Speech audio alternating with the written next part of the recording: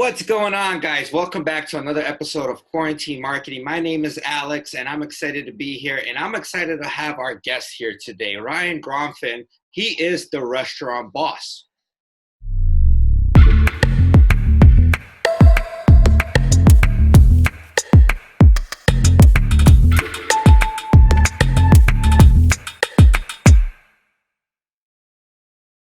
What's going on, Ryan? How are you? Oh, I'm great. A little early here, but I'm happy to be here. Welcome aboard. We're happy to have you. So you're the restaurant boss. Tell us a little bit more about that. What is that all about? Well, it's a slightly egotistical and arrogant title, but it always came from when I was working in the restaurants, and they'd always say, hey, boss, hey, boss. So I figured let's roll with it there. But the restaurant boss helps restaurant owners all over the world improve their operations, improve marketing, finances, management, overall, just make more money and operate a better restaurant. Well, money is always good, especially in these times. It's tough. These adaptations, but I'm sure when people are working with you, they're adapting to it, right? You build a program that helped build thousands of restaurants in Scale. It's called Scale, your restaurant, if I'm not mistaken. Tell us a little bit more about that program. So Scale was designed to help restaurants do exactly that, to scale their restaurant. I'm a personal development, professional development junkie. Kaboom. What's that? Kaboom. Yeah, exactly. Boom, right? Scale, because it's called scale. But scale can mean a lot of different things to a lot of different people. For some people, scale means I just opened up my restaurant and I don't have any time to do all these other things that I want to do. So we need to help you scale your operations, not necessarily scale you to 4 or 5 units, but scale your processes and your systems so you can create a little more time so you can operate your business a little better. And then once you have that time, that excess capacity, then maybe we can start working you toward a second or a third unit. For some people, scale means they've got 1, they're ready to get to 2. For some people, scale means they've got 3, they're ready to get to 5 or 10. What we have found is that it's really the same process. We just do a little more work in a little more detail. But again, if you're starting your first restaurant or if you've got 5, it's the same systems, processes, and procedures that are going to help create that free time, excess capacity, improve your systems, your processes, your procedures, so we could scale that, again, to whatever it is that you want, however you define scale. You're consulting restaurants all the time, but you don't like the word consulting. You're a coach.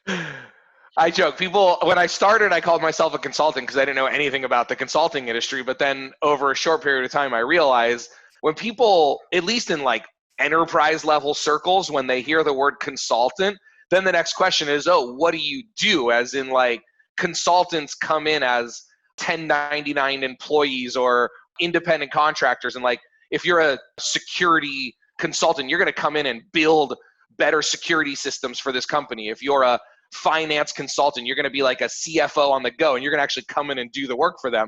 So then I've changed to a coach because I don't come in and do the work for you. And part of that is it's just very time consuming. And there are a few projects where I will come in and help do work, but mostly I coach people. Again, it's that if you give a person a fish, they eat. If you teach them how to fish, they eat forever. I don't want to be a guy that has you on my client roster for the rest of your life. I want to be the guy that teaches you how to do things better, that teaches you some new systems and processes and exposes you to different tools and shows you how to use them, so you never need me again. Correct. I mean, a lot of people forget that consultants, sometimes consultants are just coaches at the end of the day as well. And coaching sometimes is better for the mindset of the person. It's just them more to doing what they want to accomplish in their own business. Yeah, and often I use this analogy, and I hate to use it sometimes, but I think I'm just a abrasive, in-your-face ex-chef who's still recovering from the hospitality industry, and I coach now. But I often say, like, really what I end up doing at the end of the day is I find a crack in your head somewhere that I could stick a TNT stick, like a piece of dynamite, and then I have to blow up everything that you've ever thought. And then now that there's this open space in your brain, we can start filling it with the correct information. Because what I often say is, hope is a strategy, just not a very good one. A lot of people are relying on hope, and they're relying on hope because they've never been given the formula. There's a formula for success and there's a formula for stress, struggle, and overwhelm. Unfortunately, we're all taught, or we all pick up pieces of that wrong formula, and it's really hard to rewire that. But any challenge that you're in, whether it's now or previously or in the future or whatever, someone has been there before and someone has navigated through this situation. You don't have to create everything yourself from scratch. Find out what they did, step by step, how they did it, and just do it. And you're going to navigate out. So being a chef, I'm sure you're used to a systematic approach. No. Oh. No. I was fortunate. There's two mentor chefs, two influencers that were massive in my life. One was Bill Bracken at the Peninsula Hotel in Beverly Hills. And I often say he was the first chef that I really worked for. And I say he taught me how to run a restaurant, how to run a kitchen. And then I worked for a guy, Dean Fearing, in Dallas, that at the time was the mansion on Turtle Creek. And I say he taught me how to make food taste great. Two completely different paths, two completely different chefs, both phenomenal. But I was exposed to systems and processes and procedures very early on in my career, being fortunate enough to work for Bill Bracken at a 5-star hotel. But when I left that and went to go work at more independent restaurants and to go work at smaller properties, smaller hotels and freestanding restaurants, I realized, whoa, like the way that we did things with him is completely different than the way that the general industry does things. And at first, I was so arrogant to think, well, if I just go off and open up my own restaurant, I'll do everything perfectly like the way I was taught and we'll be this huge success and everything will be easy. But then I quickly learned there's a reason why people do things the more chaotic and reactive and putting out fireways, because it's a hard industry out there. My God, I mean, I was spoiled rotten working in those 5-star hotels because you had so many layers of management and people and so many years of experience. But that's a short little story about how I got into coaching and consulting, because I realized it's not that people don't want to run better restaurants and run with more processes and systems. It's that they're stuck. They don't know how. Unfortunately, no one's taught them this stuff. And so that's where I saw an opportunity for me to take kind of what I've learned, how I turned around the restaurants that I was a partner in from chaos to smoother operations, and I wanted to share that with others. So you're big in being the best.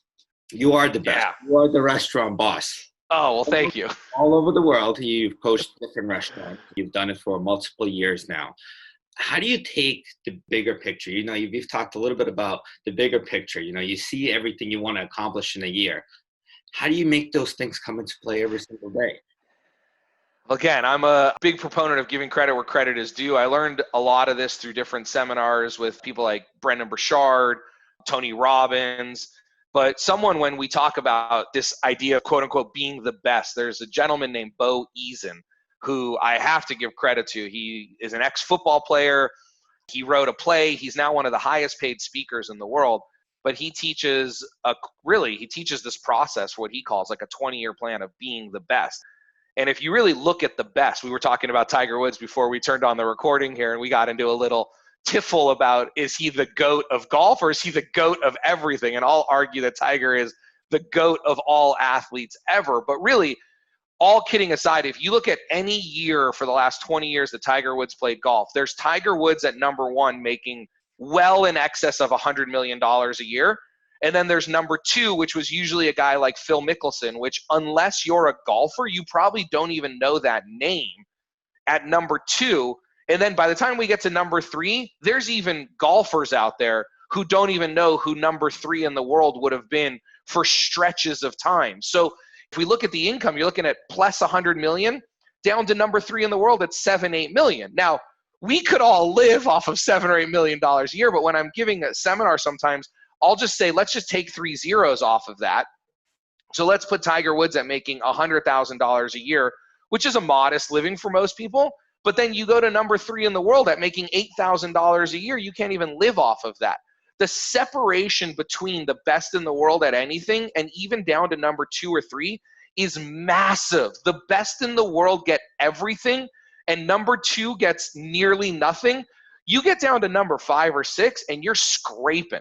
So when we think about this as being the best, like you don't have to be the best restaurant in the world, but you have to be the best in your community. You can't be number 2. What do they say? The best place for any business to go and die is page 2 of Google, right? That's where businesses die. And if you think about, if you do a search for a restaurant in your area, there may be 300 pages of Google. So if we look at this like mathematically, statistically, you're like, oh, being on page 2 is great. I'm in the upper 99%. but you're dead on page 2. You have to be the best at everything you do. You have to be number 1. You have to work toward that. But to get to number 1 isn't this overnight instant success story. So that's what I love about Bo. Is Bo talks about putting together a 20-year plan. More specifically, the question you asked is, how do you make this happen? For me, it's all about time blocking. It's all about scheduling out a year. Like, I know in October of 2019, me and my team had a very clear plan of exactly what we were going to do in 2020. We didn't know exactly what week we were going to do it, but we knew what we were going to do in 2020, what we were going to accomplish. Then what we do is we break that down to Q1, Q2, Q3, Q4. Then what we do is we start by planning Q1. So again, that October, November of 2019, we had a pretty clear plan for Q1 broken down by month 1, month 2, month 3. Then each month before that month starts, we then break that, okay, here's what we're going to get done in January. Then we break down January to week 1, week 2, week 3, and then you just execute the plan. And then when we're in about week 3 of January, we're planning February. And then when we're in about week 3 of February, we're planning March, but we're also planning Q2. And I know that sounds a little confusing, but if you just think about whatever your goal is, keep breaking it down into smaller and smaller chunks, and then you just execute the plan. Interesting. And I love it. It makes sense. It makes perfect sense. 2020 is a year full of chaos, right? That's the restaurant industry. It's full of chaos. How do you manage that time there? How do you adjust to things that are coming up that's out of your control? How did you work with some of your restaurants, some of your clients to adjust 2020, because we all had to adjust. We all had to adapt in some ways. To some extent, you have to be flexible. To some extent, we'll get a week ahead, we'll get a week behind. Obviously, what happened with 2020, we don't even need to say it, was more chaotic than usual. No, really? So yeah, sometimes you have to change your plan. Sometimes you have to make bigger changes. But at the end of the day, it's still about keeping your eye on that prize. At the end of the day, you make your adjustments, you make your changes, but you still commit to your goals. We haven't adjusted, like personally in our business, we haven't adjusted our 2020 goals. We may have had to work a little harder, put in some extra time, move some things around a little bit, but we are going to achieve everything we set out to achieve in 2020, because that's a commitment that we made to ourselves. And as a business owner, again, it's very arrogant for me to stand on this soapbox and say this, except for the fact that I do this all day, every day with my clients. We got to stay on track. So yes, of the 22 or 23 one-on-one clients that I had at the start of this, I'm still working with all of them. I've picked up a couple through it, but of the ones that I worked with, I can't sit there and tell them, well, just don't worry about it. Throw out all of your plans for 2020 because of this crazy thing. Because if we do that, then once we get through this, we're going to be a year or two behind on our 20-year goal, and we can't do that. So some of my clients have had to work a little harder, and I'm okay with that, and they're okay with that because they know where they're going. Some of them have had to make drastic, huge changes to their business, which I hope we talk about later. Some of them didn't have to make that big of a change to their business. But at the end of the day, sometimes there's periods like this where you got to dig down a little deep and you got to put in a couple of extra hours and you got to grind through it. Because what's the expression? I hate to say it, but when the going gets tough, the tough get going. All this being said, how do restaurants make money now? Explain it. You wanted to talk about it. How do restaurants make money now? How do they adapt? What are they supposed to do now? How did you guys change things around? And I know it's been tough. You said it. It's been tough. I keep a positive attitude, and I don't want that to come across again, like I said, as arrogant in any way. It's just that, sometimes in order to get through difficult situations, you have to make difficult decisions. Great coaches don't change their plans during difficult times, but it has been tough. And there are some restaurants out there that I really, really feel for because they're just not going to survive this. There are some restaurants out there that, dare I even say, are thriving in these conditions. But at the end of the day, the first thing that we did, no matter who the client was or what position they were in, was just work on the mindset of what we're actually going through here. What we're going through is temporary. It may be temporary as in 3 or 4 months. It may be temporary as in 2 or 3 years, but it's not going to be permanent. If it is permanent, then we have much bigger things to talk about here than surviving a restaurant. But whatever we're going through is temporary, and more wealth is created in turbulent times, in bad economies, in uncertain times than good times. If we look back through any financial correction that we've had in the last 100 years where we have actual good data on that, more wealth is created, businesses grow during those periods of time. So really what this became was a positioning game. Was, yes, we have to change your business. We have to adapt quickly so we can survive. And that's probably the most important thing, was adapt quickly. The clients that I work with that did the best during this, or are continuing to do the best during this, are the ones that didn't wait, that didn't say this will be over in a couple months, we're just going to grind it through, are the ones who very quickly, very aggressively made changes. Now, those changes are different for everybody. The general change is most people adapted to pick up, online delivery, to go, curbside pickup. But again, the restaurants that within week one, I'm like, you need to go out and you need to get professional signs printed. You need to negotiate with your landlord to take over 5 or 6 parking spots in your parking lot. You need to get signs printed on your parking lot with a phone number to text message and number all of your parking spots. Whatever technology we have, we need to adapt. If we don't have the technology, we need to go get it. Those people saw the earliest success because they were able to work out the problems when other people were still reacting. They were able to get ahead on the printing. They were able to get ahead on the technology. Now, unfortunately, people who are calling up the online companies to build an app or to create better online ordering, these companies are so busy right now. We just signed up a ghost restaurant that we created to do another deployment of their app and online ordering. And the guy who 4 months ago was able to build out their whole tech suite in 2 weeks is now at 12 to 15 weeks to build out his tech suite. So again, fortune favors the bold. So a lot of what the success that we had early was just making quick decisions, doing things very quickly, and then also adapting the mindset that even this is over quickly. Human nature is that once we've seen something that's more convenient, better, faster, easier, we don't go backwards.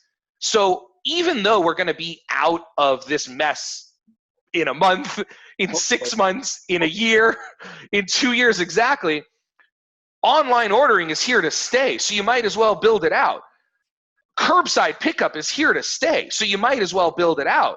And the restaurants that we're working with that had leases signed to open up more locations this year, we've gone back to those architectural plans and we've adapted for larger to-go processing areas, for more computer systems, for more cubbies to store food, for side doors for third-party delivery. We're making physical changes because even if this is over, people are not going to go back to how it was before. Restaurants that you used to have to get out of your car to go pick up your to-go food that now offer curbside pickup, they better still offer curbside pickup when this is over, because I'm not going to get out of my car now and walk into your restaurant when you can bring it to me. We don't go backwards.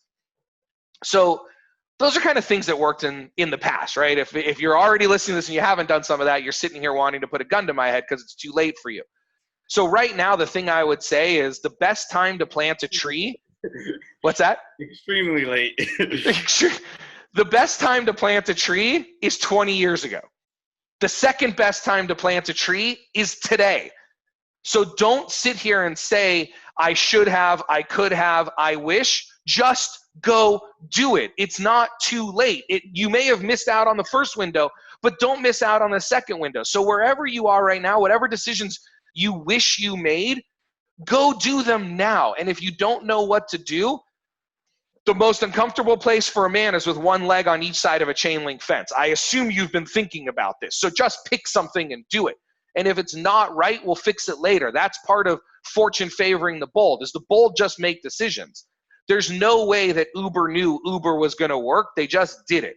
There's no way that Rockefeller knew building a train across the United States was going to work, but you just do it. So if you believe that you're stuck between two decisions, pick one and go. Because standing on that fence is not going to get it done for you. So again, whatever it is that you need to do right now, go do it. You cannot bury your head in the sand right now. You cannot give up. You cannot blame your neighbor for not wearing their mask. You cannot blame the government for not making fast enough decisions. You cannot blame the states for not having enough PPE. You cannot blame anybody for where we are now. You could, but it's not going to help your situation. So if you're stuck on the blame train, get off of it, get to work. Well said. Well said. Now, putting these things together, they can just do any technological issues, any print issues, and things that they have to get into place in the restaurants just to make sure the restaurant is operating properly. It's easier. It's a little bit easier to do. The hard part is the people and the ambiance and bringing that kind of same experience back. How have you seen some of these owners and restaurant owners work on those kind of obstacles with the staff, with the people they work with on a day-to-day basis, as well as creating that same kind of experience and ambiance in a restaurant? Because it's not the same anymore. Well, it's not going to be the same. It's just not. I mean, unfortunately with bars around the country aren't even allowed to be open. I saw something on TV last night about a sports bar in South Texas. Like, he opened up again and then closed again. And he's like, what's the point? For him, he's like, it's a sports bar with no sports on TV. Now, there's probably some things that we could adapt that model to, but he threw in the towel, and I get that. That's fine. Sometimes throwing in the towel is the best option. Just fail faster. And when I say fail, I don't want anyone to think of fail as a bad word. I wish there was a softer word for it, but whatever. Move on faster. It didn't work. Get to your next goal. But the reality is things are not going to be the same. So don't sit there again and wish that you could get things back to normal. Adapt to what is normal now.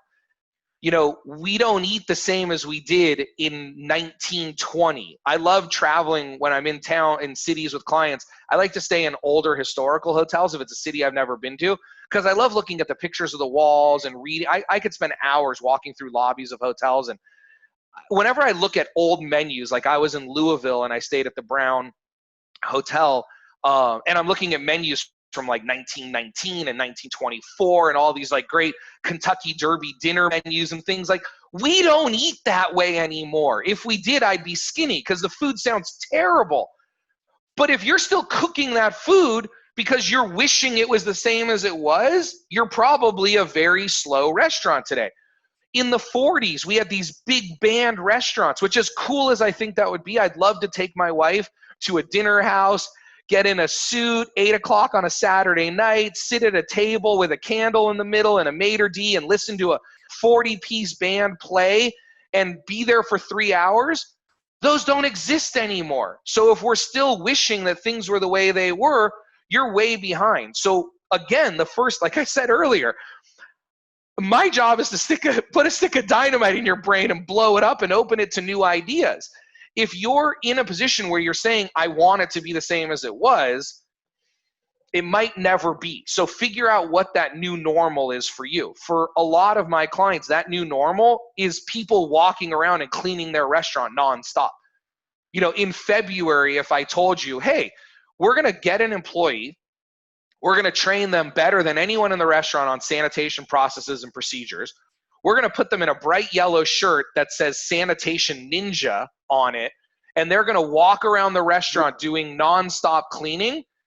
I think in February you would say you're crazy. Oh, and if I told you they were wearing a face mask and a face shield, I think you would say to me, you put someone in my restaurant with a mask and a shield wearing a shirt that says Sanitation Ninja, people are going to run away from my restaurant. They're going to think something's wrong here. But now seeing that makes people feel safe. So that's the new normal, and that's working very well for one of my restaurants that's fortunate enough to be in a state where 50% in dining room is available, and they're filling to 50% capacity, but they've got sanitation ninjas, and it's making people feel comfortable, and people are taking pictures of that, and they're posting it on social media. And they're getting articles in the newspaper written about that. And people are saying, what a great idea. I felt so safe at this restaurant. Obviously, this restaurant is really taking this seriously. So that's the new normal. So what's the new normal for you? We don't know what that is, but most likely it's going to be enhanced cleaning procedures, but making it obvious. Instead of advertising on social media, you're special this weekend, it's probably going to be advertising on social media your enhanced cleaning procedures and what you're doing to make sure that your restaurant is clean. again, just one example of what that might be. But I don't know if there is going to ever be going back to normal. Like, I don't know if there's going to be bars that are packed with people sweating all over each other, bumping in, trying to get drinks. Maybe we'll get back to that. Maybe we won't. But if you're a bar owner today, I would start thinking about opportunities and things that you can do in your restaurant to adapt it if it's years until we ever get back to that, if we ever get back to that. I like that sanitation ninja.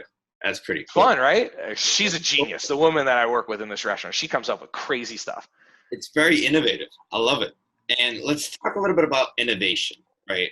When you put a dynamite in somebody's head, right?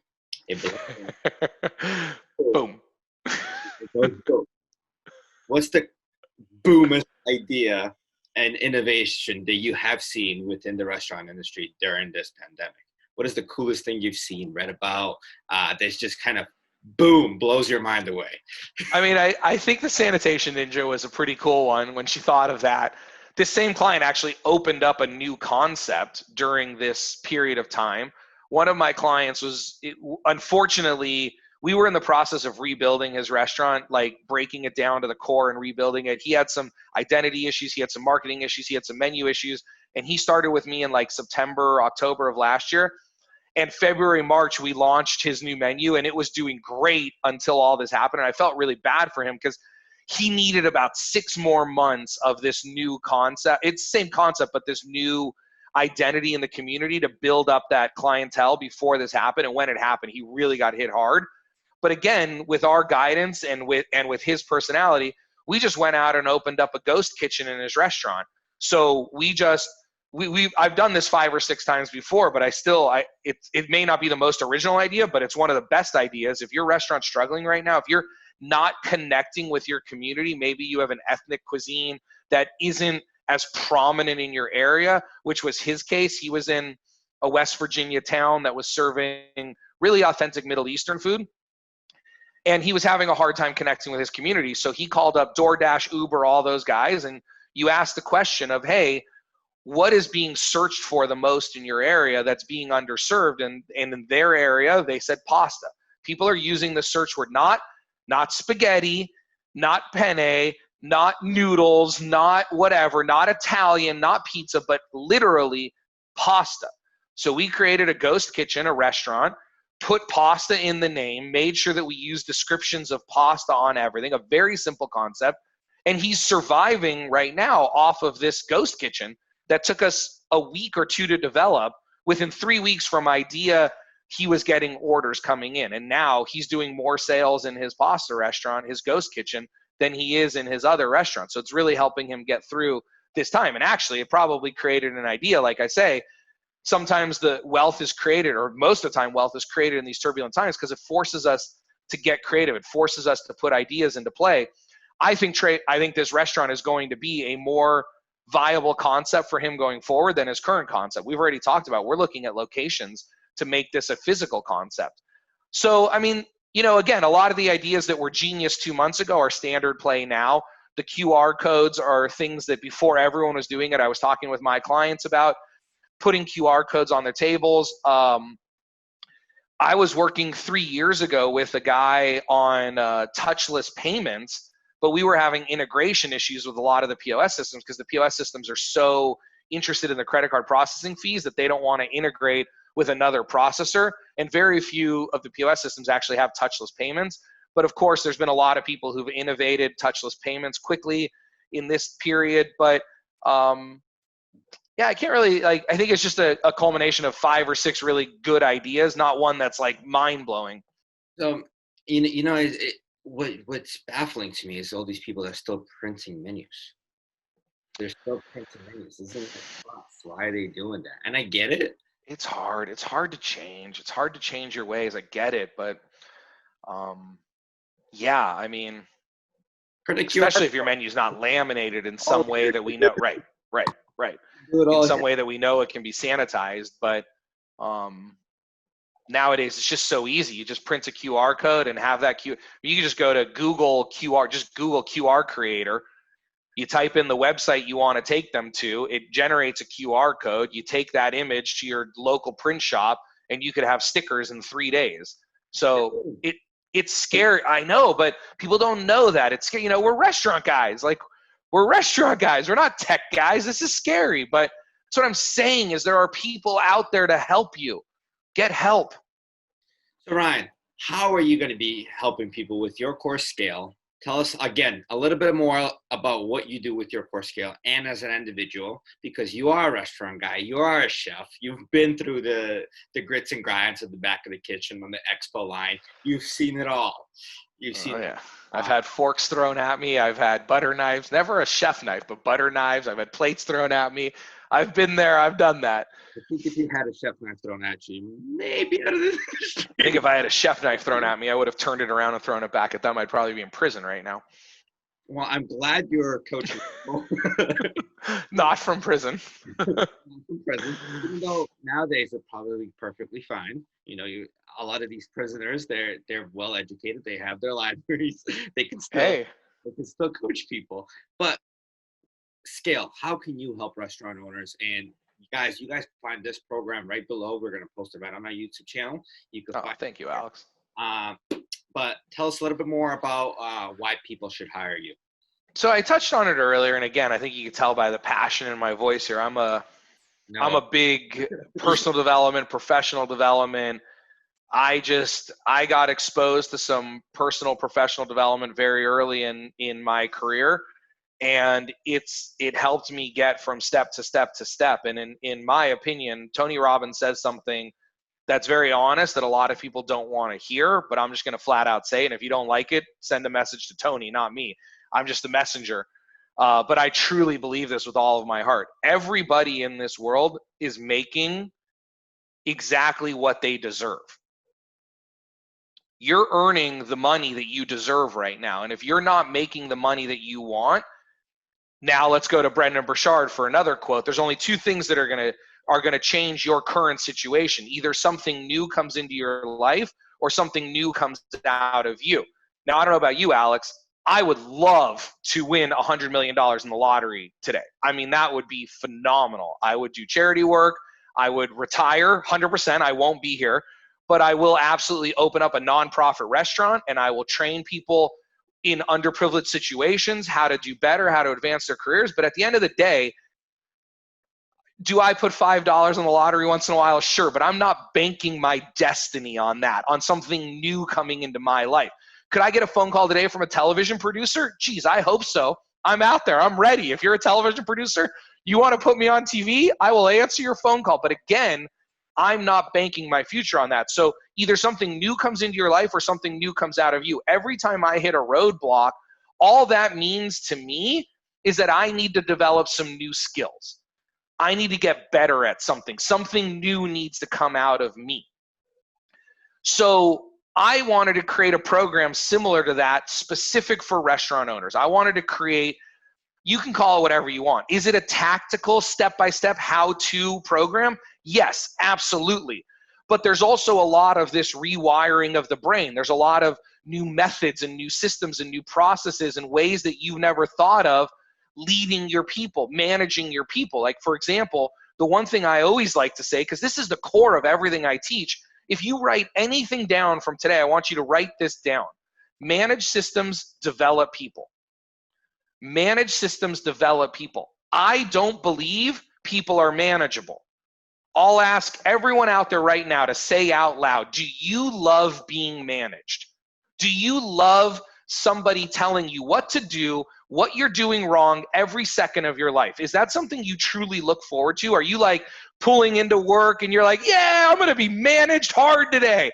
My manager's going to yell at me. My manager's going to tell me all the things I did wrong today. They're going to forget about all the great things I did. And today is going to be an awesome day. I love my manager. They're so great. So if you hate being managed, why are you so arrogant to think that other people want to be managed by you? If you hate being managed, how dare you think that other people want to be managed by you? But none of us question the system. None of us say, well, now that I'm a manager, what can I do differently? So we come up with bullshit like, I'm going to lead by example. I'm never going to ask someone to do something I won't do myself. Do you think Mary Barra, the CEO of Ford, has ever put a bolt in a car door? Maybe she does for a photo op, but she's not on the assembly line going, well, I'll never ask you to install that door if I don't do it myself. She's up in the office learning new skills, working on new strategies to keep all those people employed. And that's what you should be doing. You shouldn't be down on the floor saying, well, I can't ask someone to scrub a toilet if I don't scrub it myself. That's not how we manage. The way we manage is systems, not people. Systems are black and white. They're right or wrong. If someone doesn't mop the floor in the morning, that doesn't make them a bad person. That just means they didn't follow the system.